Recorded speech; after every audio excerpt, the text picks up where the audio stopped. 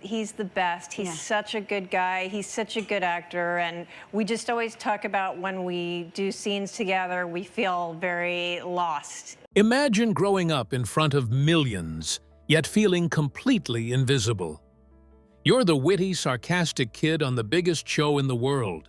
But once the cameras stop, you're navigating a maze of secrets that could end your career before it truly starts. Most people see Sara Gilbert and think of a sitcom legend. But if you look closer, you see someone who survived a level of public and private chaos that would have broken anyone else. But where did that grit actually come from? Early age grind. Sara has this family tree which is basically Hollywood royalty, but not the glamorous red carpet every night kind. It was more like the workhorse kind of industry legacy. Her grandfather was Harry Crane, a guy who literally helped create the Honeymooners, so the DNA of the sitcom was already in her blood before she could even walk. But the real pressure? That came from within her own four walls.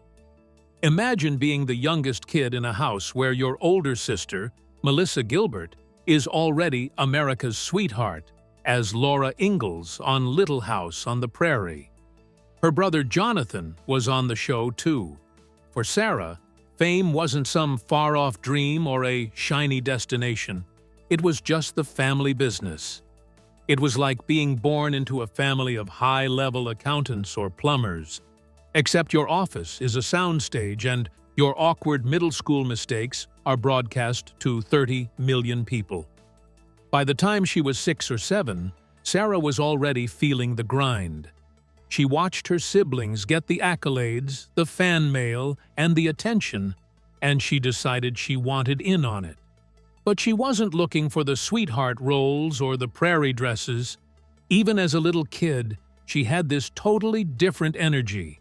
Dry, a bit cynical, and way more observant than a kid that age should probably be. She wasn't some polished, jazz hands stage kid who was going to burst into a song and dance. She was raw, a little bit moody, and incredibly smart. She started out doing the usual rounds of commercials and a few minor TV movies, but she never felt like she quite fit the mold of the perfect child actor that the 80s were obsessed with. She wasn't bright and bubbly, she was grounded and real. When the audition for a new gritty sitcom called Roseanne came around in 1988, Sara was only 13 years old. She didn't show up in a pageant dress with a forced plastic smile.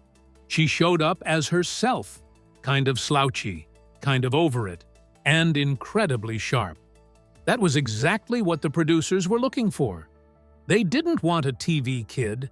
They wanted a kid who looked like she actually lived in a house where the bills were late and the couch was peeling. They needed someone who could go toe-to-toe with a powerhouse like Roseanne Barr, someone who could deliver a sarcastic comeback that actually felt like it came from a real teenager in a struggling middle-class family. When she landed the role of Darlene Connor, her life shifted overnight. She went from being the kid sister of a famous person to being a central pillar of the #1 show in the entire country. But as the paychecks got bigger and the ratings soared, a weird thing started to happen. The line between Sara and Darlene began to blur.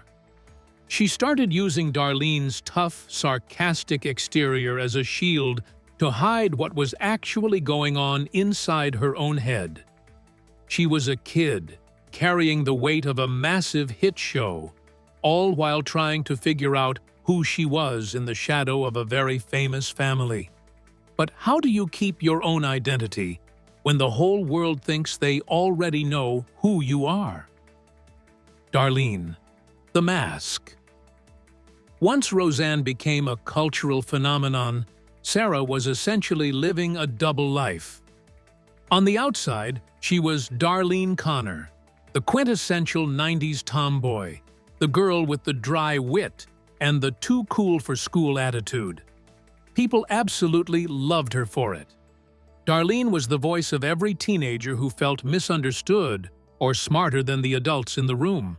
But behind the scenes, that character wasn't just a job for Sara, it was becoming a convenient place to hide. When you're 13, 14, 15, and the entire country is watching you go through puberty, you develop a thick skin because you have to. For Sara, Darlene's sarcasm became a sort of armor. If she could be the one making the jokes, the one who was perpetually unimpressed by everything, then no one could get close enough to see the cracks in her own confidence. Living under the microscope of a top-rated sitcom is a unique kind of pressure. You aren't just an actress. You're a static image in people's living rooms. Fans didn't want Sara Gilbert. They wanted the girl who sat on the plaid couch and mocked her brother. This created a strange psychological loop where the more successful she became as Darlene, the more she felt she had to suppress the actual Sara. She's talked before about how she felt like she was constantly playing a role even when the cameras weren't rolling. If she was at a grocery store or an event and she wasn't being the sarcastic one, people were disappointed. So she leaned into it. She wore the baggy clothes, kept her hair messy, and maintained that stoic, unbothered expression. It was a perfect disguise. But while the character of Darlene was getting more complex, evolving from a sports-obsessed kid into a dark, artistic, brooding teen, Sara's internal world was becoming just as complicated. She was dealing with all the normal stuff we all deal with in high school, like, who am I? And where do I fit in? But she was doing it while her face was on the cover of every magazine. The writers on the show were actually really good at taking pieces of Sara's real-life interests and folding them into the character, like her activism and her vegetarianism. In a way, Darlene became a hybrid of a fictional character and Sara's growing pains. But there was one huge, massive part of herself that she couldn't share with the writers, her family, or her fans. It's one thing to hide your personality, but it's a whole other level of stress to hide your heart. As the show moved into its middle seasons, Sara started to realize that the feelings she was having didn't quite match the straight storylines Darlene was being given. She was becoming a woman in the public eye, and she was starting to fall in love for the first time. But she was terrified that if the world knew the truth about her, the mask wouldn't just slip, it would be shattered, and her career would go right along with it. She was holding on to a secret that was getting heavier by the day, even as she shared the screen with someone who would eventually help her understand it. So, what happens when your on-screen romance starts to feel like a lie, but your off-screen feelings are even more confusing? The Gleki chapter. As the show entered the early 90s, the writers decided to give Darlene a steady boyfriend, and they cast this young, talented actor named Johnny Gleki to play David Healy. On screen, they were the ultimate alt couple, the moody, artistic girl and the sensitive, slightly submissive guy. They had this incredible chemistry that felt totally organic, and it didn't take long for that chemistry to spill over into real life. Sara and Johnny started dating when she was about 16, and for a while it looked like the perfect Hollywood teen romance. They were two of the biggest stars on the biggest show, and the fans were obsessed with them. Johnny was her first real love, and they were inseparable, navigating the insanity of fame together. But as the relationship progressed, Sara started to notice a growing sense of unease within herself that she couldn't quite put into words at first. She has described this period as incredibly confusing because she truly cared for Johnny. But every time they got intimate, she felt a sense of internal conflict that she didn't understand. She would actually get depressed after they spent time together, and she couldn't figure out why. Johnny, being a genuinely great guy, started to take it personally.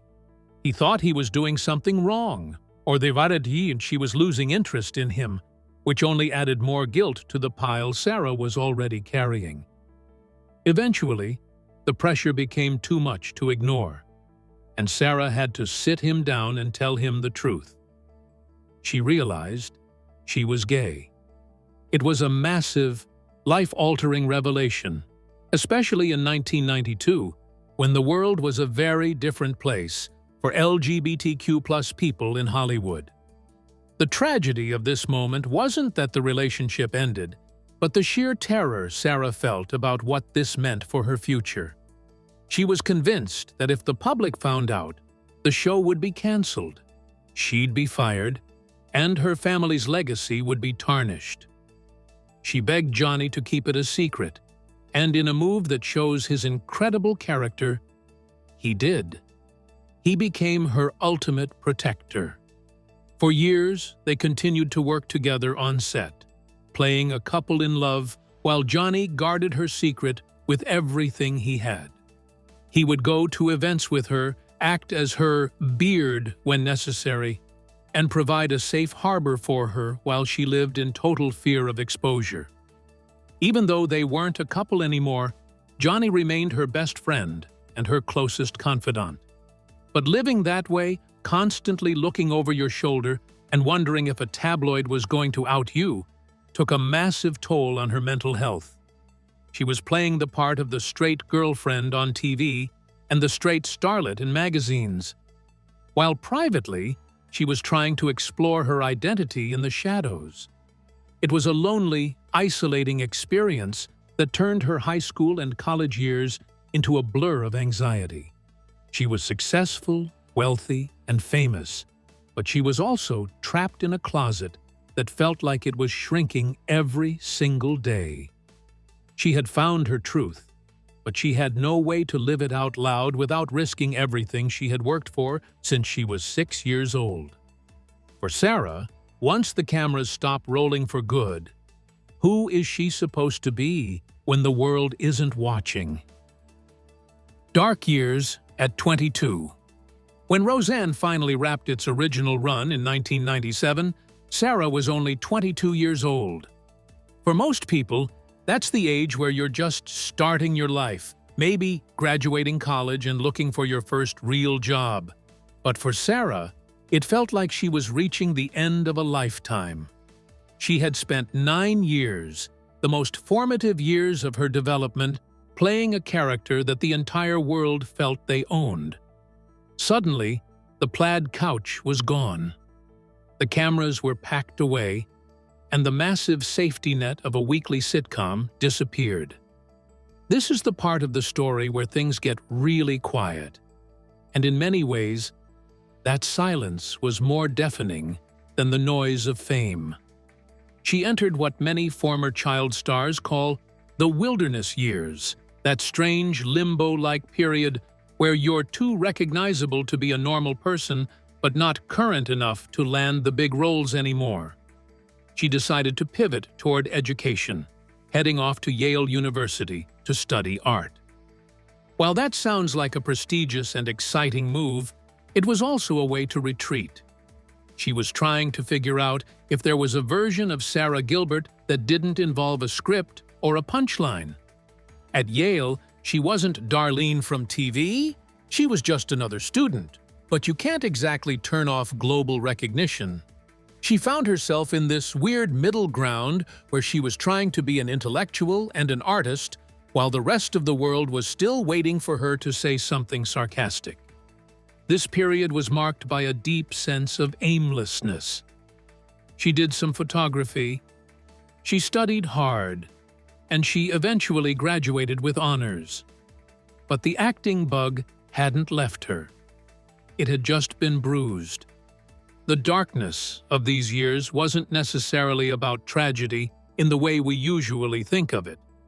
There were no public meltdowns or tabloid arrests, but it was a tragedy of identity. She was still living in the closet, still fearful that her true self was a liability. Professionally, the roles she was getting were small, guest-starring spots or indie films that didn't really go anywhere. She was experiencing the Darlene curse, where casting directors couldn't see past the character she played as a kid. She felt like she was fading into the background of her own life. It's a specific kind of pain to go from being the voice of a generation to being a trivia question. She struggled with the feeling that her best work was already behind her before she even hit 30.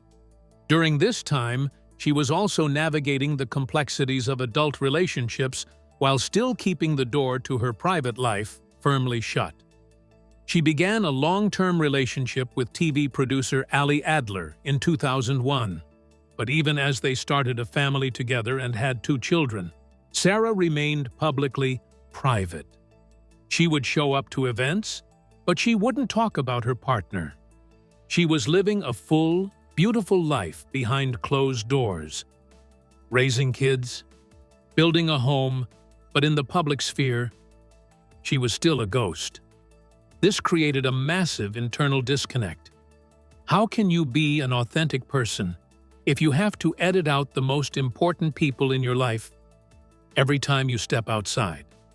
She was essentially a ghost haunting the hallways of Hollywood, a talented woman who felt she had to stay invisible to stay employed.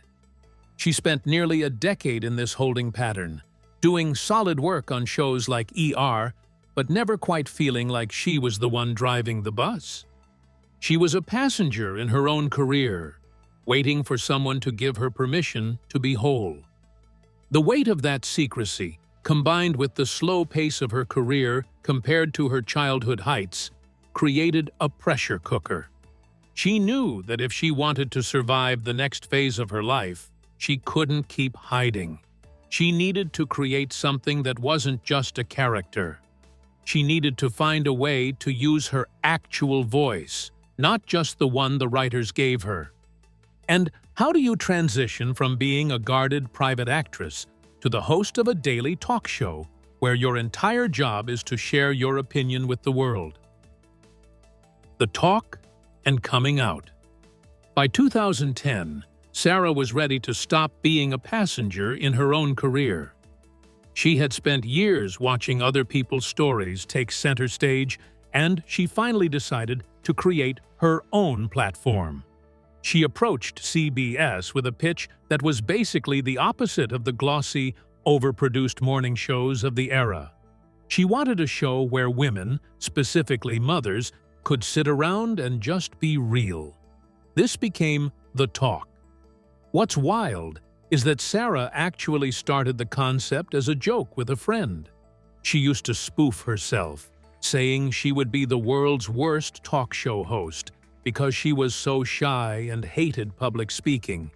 She even imagined a version where she sat in a dark basement and made things incredibly awkward for her guests. But that fear is exactly why she did it. She felt like stepping into the hosting chair was necessary for her spiritual growth, because it forced her to finally use her own voice. Launching The Talk was a massive gamble, but it was also the catalyst for the biggest moment of her public life. Even though she was the creator and executive producer, she was still living with that heavy secret. She had been in a 10-year relationship with producer Ali Adler, and they were raising 2 kids together, Levi and Sawyer, but Sara had never officially come out to the public. She was still terrified of the Darlene curse, the idea that if people knew she was gay, she'd never get to play a straight character again. But as the show prepared to launch, she realized the hypocrisy of hosting a daily show about honesty and motherhood while hiding her own family. In July 2010, during a press conference before the show even premiered, she finally confirmed she was a lesbian. It wasn't a flashy magazine cover, it was just a quiet, matter-of-fact acknowledgement of her reality. Once the show was actually on the air, Sara took it a step further. During an emotional segment, she finally shared the full story of her teenage years with Johnny Gleki. She told the audience how Johnny had been her first love and how he had protected her secret for nearly 2 decades. She admitted to the camera that she used to get depressed after they would make out, not because of him, but because she was fighting her own nature. She even revealed that she had called Johnny before the episode to ask for his permission to tell the story. And he told her, "I love you, and I'm so proud of you." He even offered to come on the show and hold her hand while she said it. That moment of vulnerability didn't just humanize her. It turned the talk into a safe space for millions of viewers who were also struggling with their own identities. The tragedy of her silence was finally over, but it was replaced by a new kind of vulnerability. For the first time, Sara was playing herself, and that meant the world had a front-row seat to her real-life heartbreaks. Just a year after the show started, in 2011, she had to announce on air that she and Ali Adler were splitting up after a decade together. She broke down in tears, telling the audience that even though the relationship was ending, she wouldn't trade that time for anything. It was a brutal reminder that living out loud means you can't hide the messy parts anymore. She had gained her freedom, but she was finding out that being your authentic self in front of a live audience is its own kind of exhaustion. She had become a daytime icon, a champion for the LGBTQ+ community, and a successful mogul. But the quiet, introspective girl from the dark years was still there, trying to figure out if she could ever have a love story that stayed in the light. And just as she thought she had finally found that permanent light with a new partner, her past came knocking in a way that would change her career forever. The Linda Perry era. After the dust settled from her split with Ali, Sara found herself in a place she never expected to be, falling for a rock star. Enter Linda Perry, the powerhouse songwriter and former lead singer of 4 Non-Blondes. On paper, they were a total opposites attract situation. Sara was the controlled, cerebral TV producer and actress, and Linda was this raw, tattooed force of nature who lived life at a completely different frequency. They met in 2011, and the connection was immediate and intense. For the first time in her life, Sara wasn't just out, she was out and proud with a woman who didn't know how to be anything other than loud and authentic. Linda didn't just love Sara, she challenged her to stop being so guarded. It felt like the happy ending everyone had been rooting for since those lonely days in the closet. Their wedding in 2014 was like something out of a movie. A rock and roll ceremony overlooking the ocean at sunset. It felt like a massive victory lap for Sara. She was an executive producer of a hit show, she was a mother, and she was finally in a marriage that felt equal and public. When they welcomed their son, Rhodes, in 2015, it seemed like the puzzle was finally complete. Sara was balancing the high-octane environment of the talk with the demands of a newborn and a high-profile marriage. But, as any college student who's tried to juggle too many credits knows, eventually, something has to give. The tragedy here wasn't a lack of love. It was the slow, painful realization that sometimes two people can love each other deeply and still be completely wrong for the long haul. While things looked perfect on Instagram or in the front row of awards shows, the reality behind closed doors was becoming increasingly strained. Sara was a self-admitted workaholic, often spending 14 hours a day at the studio, while Linda's world was the late-night creative chaos of the music industry. They were two brilliant, intense women heading in different directions. By 2019, the strain became visible. Sara made the shocking announcement that she was leaving The Talk, the show she had literally built from the ground up. She told the audience she needed more time with her family, but the subtext was clear. Her life was at a breaking point. She was trying to save her marriage, but even her departure from the show couldn't fix the fundamental cracks that had formed. Just a few months after leaving the show to focus on her family, Sara filed for legal separation from Linda.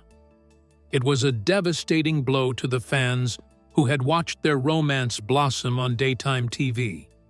It felt like another failed chapter in a life that had already seen so much upheaval. Sara has described this period as one of the hardest of her life, dealing with the end of a marriage while navigating the complexities of co-parenting 3 children with 2 different ex-partners. She had stepped away from her career to save her home life, only to watch that home life dissolve anyway. It was a moment of profound isolation, where the success she had achieved felt hollow in the face of such personal loss. She was once again at a crossroads, wondering if she would ever find a version of stability that didn't eventually crumble. But even as her personal life was fracturing, a ghost from her past was about to reappear, offering her the chance of a lifetime and the biggest professional disaster of her career: the Roseanne explosion. In 2017, Sara Gilbert did something that most people in Hollywood thought was impossible. She got the band back together. She was the driving force behind the Roseanne revival, spending months making phone calls, negotiating contracts, and convincing the original cast that the world needed to see the Connor family in the modern age. For Sara, this wasn't just a career move. It was a homecoming. She wanted to bridge the political divide in America by showing a family that loved each other despite their massive differences. When the show premiered in 2018, it was a staggering success. Over 18 million people tuned in, proving that the chemistry between Sara and Roseanne Barr was still electric. It felt like Sara had finally reclaimed her legacy on her own terms, moving from a child star to a powerful producer who could command the industry. But that triumph lasted exactly 2 months. On a Tuesday morning in May 2018, the world woke up to a tweet from Roseanne Barr that was so racist and abhorrent, to use Sara's own words, that it sent the entire industry into a tailspin. Within hours, ABC made the unprecedented decision to cancel the #1 show on television.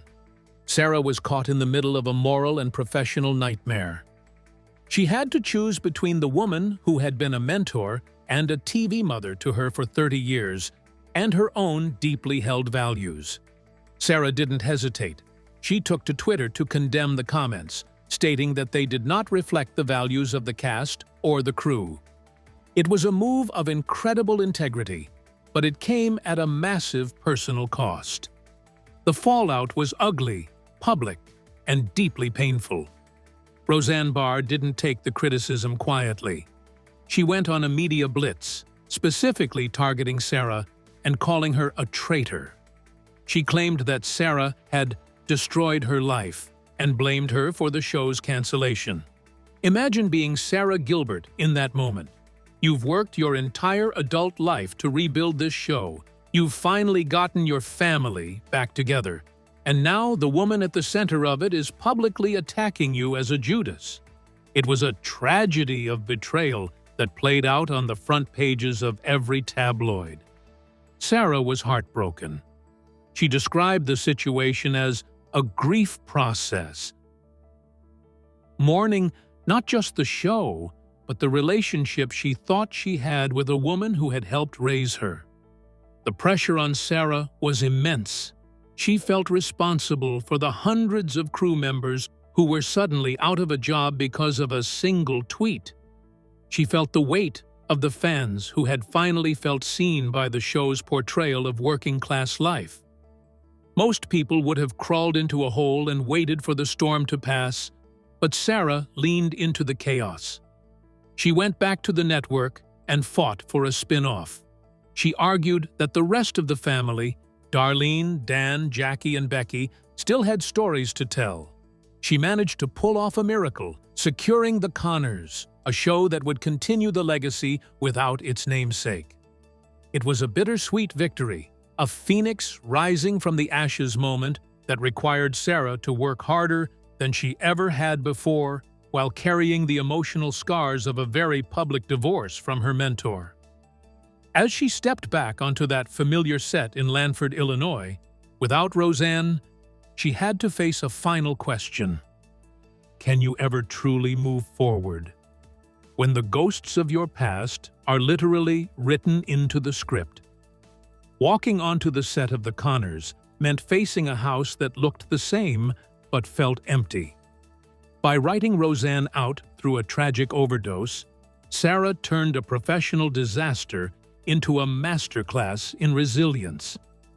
As both star and executive producer, she carried the franchise through 2025, proving the story was bigger than one person. Her journey, from a closeted child star to a powerhouse mogul, is a blueprint for surviving public and private collapse. Sara Gilbert didn't just survive the tragedy of her life, she outlasted the noise, proving that grit is the ultimate comeback. Gilbert's journey proves that the greatest stories aren't about avoiding the fall, but having the grit to rebuild. If you enjoyed this deep dive, hit subscribe for more riveting stories.